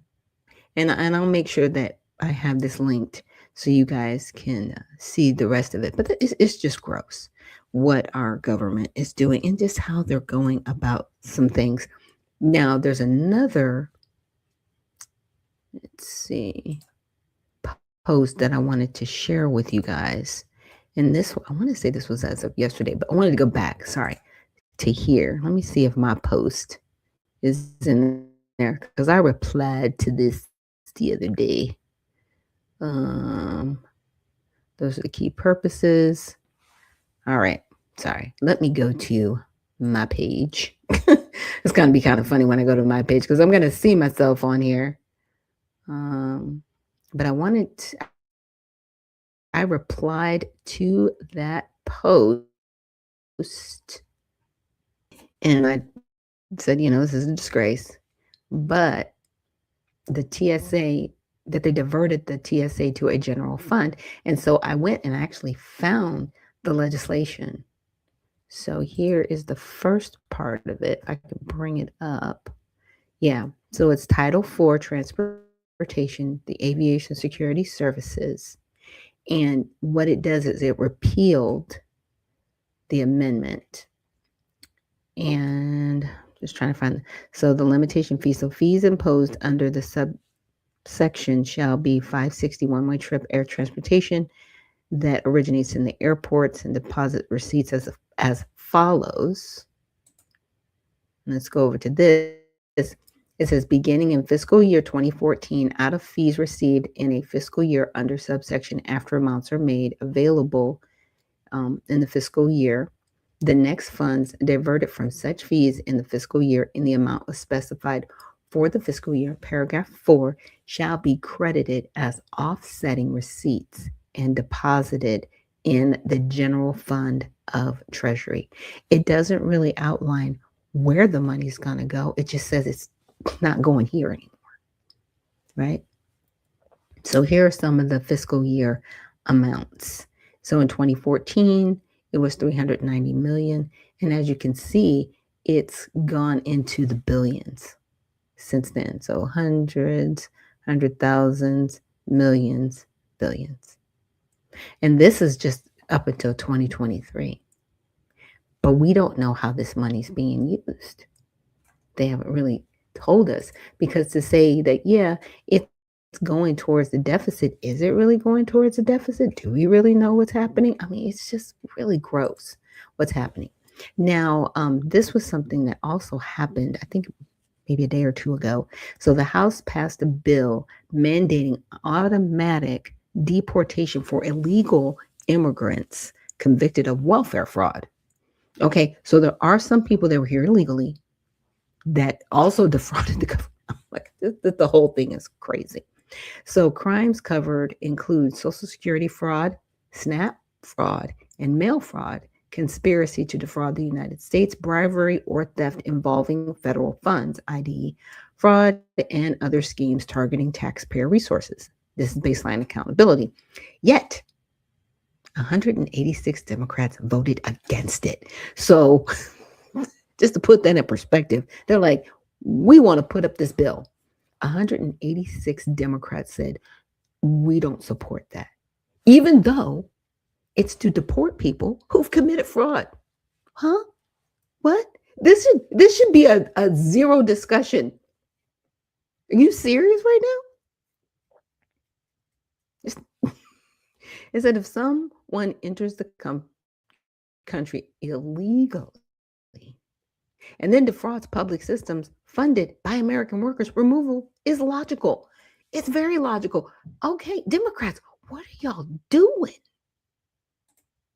Okay, so here you go. Republicans are all in agreement. There were 20 Democrats that were in agreement, right? But 186 Democrats were like, no. I mean, that's how much they're in the tank for illegal immigration. Like, that's just weird. Like, what is wrong with y'all? Like, really, what's wrong with y'all? Get it together. Now, we're going to also look at another situation happening in Mexico that I don't really see a lot of people talk about. We talk about the sleeper cells, but we don't really know where they are, right? Or what's happening with them. So let's check this out. And Mexican cartels, what's the connection there? Mexican cartels are smuggling thousands of military-age men from Iran and other parts of the Middle East. Now, this is a major national security story. So, as the conflict with Iran continues, the idea of threats on American soil remains real. And even with the Donald Trump border being the most secure in history, there is still a massive effort underway to sneak dangerous individuals into the United States. And for some reason, there's a total mainstream media blackout on all of this. Stop! Now, from corporate media reporting, you might have heard of Iranian sleeper cells, how they are being activated. Now the FBI issuing a new warning. For corporate media is missing the bigger story. These men with ties to terror groups are already here in the United States, and the Mexican cartel continues to move them into the United States every day. And a lot of people came in through Biden with this stupid open border. So we know where most of them are. We've got our eye on all of them. Hezbollah and Hamas, both of whom are sponsored by the country of Iran. Let me pause that. So now we just had in our earlier segment, Mr. Phil. See, this is what I would want your technology move for. Can we get signature on all these individuals roaming around in the country that's going to create some havoc? Find those people. It's so we can get those individuals deported. Because in my opinion, with that kind of technology, ICE would actually be able to do the job that the American people were expecting. Does that make sense? Without getting anybody else hurt. But the difficult part about it is they're being smuggled in, number one. Number two, you do have these governors and mayors creating these sanctuary states and cities that harbor these individuals. You hide them within the general public. So unfortunately, people in Minnesota got injured and lost their lives because they thought, okay, we're fighting to protect our neighbors, but you're also protecting people that need to be removed. And were you even aware of that? Right? Because you just see everybody as one big group. And it's like, no, there are people here to harm us. They need to be removed off the soil. And that's really important. Have had a presence here in the United States, and after 4 years of open borders, even more came across. You also have sympathizers who are numerous, and we saw many of them outed after all the protests on our campuses and all the events across the country. It is nearly impossible for Border Patrol agents to truly vet and screen the record number of illegal border crossers under Biden and Harris's policies, many of whom are simply released into the interior anyway, and those trying to cross it know it. And then take a look at this. We met up with a local resident out here. He goes out and he collects all of these discarded passports. Mail. These are all military-age mails. People keep saying that. I've got the proof right here. Where are you guys from? What country? Pakistan. Pakistan. India. Iran. Iran. You're all from Iran. So this story was glossed over before as not being a big deal when the border was open, but now that it's still happening, nobody wants to talk about it, because if you realize that open borders immigration with zero consequences might be a bad idea, how are you going to vote for it in the next election? And how are you going to put one political party in this country back in power, who will just call not the Republicans a party that's aligned its political future with America's enemies, who also want unlimited illegal immigration for purposes that go from making money to the preservation of despotic regimes on the other side of the world. And all of these groups, the politicians, the cartels, and the regime, they've all got a common enemy. And who might that be, you ask? Well, that's normal, everyday Americans who work hard every day to make this the most prosperous country on earth. That's who all of these groups are aligned against. And now we're learning that the criminal organizations selling backdoor access to America continue to maintain newly unearthed connections with foreign military powers, creating a nightmare scenario for public safety inside our country. And that brings us to the real reason this is today's reality. For 4 years, the border was wide open, and these groups that were sneaking people into the country and creating crime pipelines into the heart of America, well, they've got all that infrastructure, and now there's a conflict that people are really worried about. A conflict which we were all told was never going to happen, because we were told that the regime in Iran just needed a nuclear program and ballistic missiles for peaceful purposes somehow, not to wage war on their neighbors or on America, even while they promised to do this for decades. Nope, the American people were told this was not a big deal, and only a small number of the folks coming across the border were a security risk at all, disregarding the fact that any security risk greater than 0% is completely unacceptable. And this is something our entire government has been aware of, even if it may have not cared in the past. If they try to hit us back, have you been briefed about how many Iran sleeper cells there could be inside the U.S. right now? I have been, and a lot of people came in through Biden with this stupid open border. But we know where most of them are. We've got our eye on all of them. So the president says he knows that there are some of these groups inside our country. He says he knows how they entered the country, and with the U.S.'s unrivaled intelligence, the ability to keep tabs on these guys, that's been the number one thing keeping America safe during this conflict. But as you're about to see, criminal groups still have not changed their ways. They still want to team up with each other and make money and harm our country. And independent journalists have uncovered criminal networks active in Mexico right now, aiding Iran. Mexican cartels are smuggling thousands of military-aged men from Iran and other parts of the Middle East. Now, this is a major national security story because these men have ties to terror groups. Oh. And these men are already here on American soil. Now, from corporate media reporting, you might have heard of Iranian sleeper cells, how they are being activated. Now, the FBI issuing a new warning that Iranian drones could potentially strike the West Coast. But corporate media is missing the bigger story. These men with ties to terror groups are already here in the United States, and the Mexican cartel continues to move them into the United States every day. Wow. So, as of mid-March, look at that. Jorge Ventura, News Nation reporter, he's doing his own investigation on this, and he's got proof these crime networks are still out there bringing people into our country during a time of conflict. Now, these criminal organizations, these cartels, they're not as busy as they were during the open border of a few years ago when they were making $13 billion a year, but apparently there's still big money being paid by groups that want to smuggle potential military assets into our country, money which is coming from the other side of the world at the worst possible time, which makes its way into the pockets of criminals who just want to make money no matter what the fallout from their activities is. I just arrived here in Tijuana, Mexico for our national security story on Iranian sleeper cells, but also special interest aliens like Chinese nationals and more from other countries in the Middle East. Now, right behind me is this Islamic mosque that has caused national security concerns. I've been speaking with Mexican and American law enforcement sources saying that some of the individuals that stopped at this mosque before getting getting aided by Mexican cartels to cross illegally into the United States actually were harbored here between 1 to 30 days. Wow. What I just did right now is I just did interview some of the migrants that were outside of this mosque. Some of them have actually only been here for a week from East Africa. One of them did confirm that one of the individuals at this mosque is from Iran.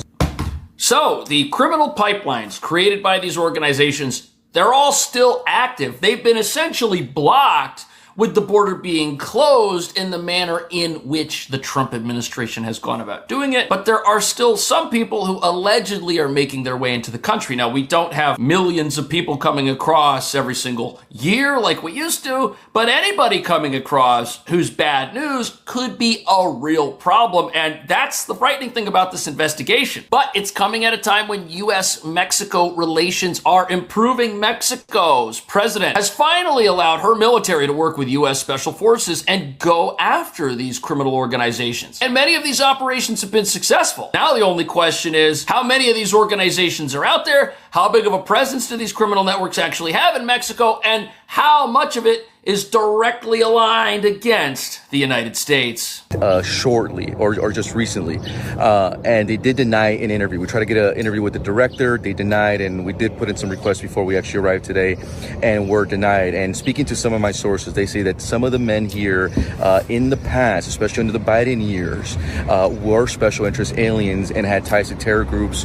They were essentially harbored here, and then eventually they were crossed illegally into the United States, where many of them were directed to destroy their identification or just throw away and disregard passports and things like that. That's what Corey with GOAT Initiative on the American side, he's been able to collect and then link some of those individuals to this mosque here. Once again, this is just a couple of blocks away from the American border. One has to wonder if this is on the radar of law enforcement, right? Especially right now, because you gotta wonder. Do they know about this stuff? They must. And if you look at recent moves by the United States and South America with the Shield of the Americas project, the recent operations in Ecuador, and the ongoing operations in Mexico, obviously the government knows about this kind of thing. And the only way these criminal networks remain powerful enough to subvert the U.S. border is if they are allowed to project military force inside the borders of a country like Mexico, for example. The combined military operations right now that are going after these guys are going to put a major dent in their ability to run pipelines of criminals through alleged safe houses like this and sneak people across the border. And when you have that,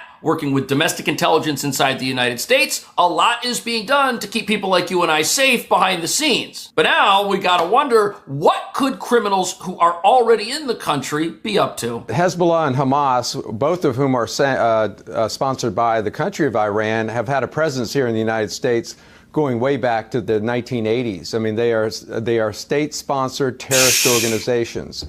And after 4 years of open borders, even more came across. You also have sympathizers who are numerous, and we saw many of them outed, after all the protests on our campuses and all the events across the country. And Yeah. So I will definitely make sure you guys have that link so you can see the rest of the video. But yeah. So even though there aren't a majority getting across, there are still some that are trickling in. And why are you here? I don't want to hear this. Well, people are looking for a better life thing when you're military-aged men or women with children. No, you're invading and you're trying to cross over here illegally. And any of these NGOs that are supporting this need to be shut down and investigated. See, we don't have enough auditing on our governmental side to shut this down. Shut the money off. And a hit dog will holler. That's all I'm saying. So thank you guys so much for joining me here on this Mighty Men Thursday. And tomorrow we will be back with our Prayer with Friday. So now we know what we definitely need to pray for. So remember, stay well, stay focused, and stay unfiltered. We'll see you in the next one.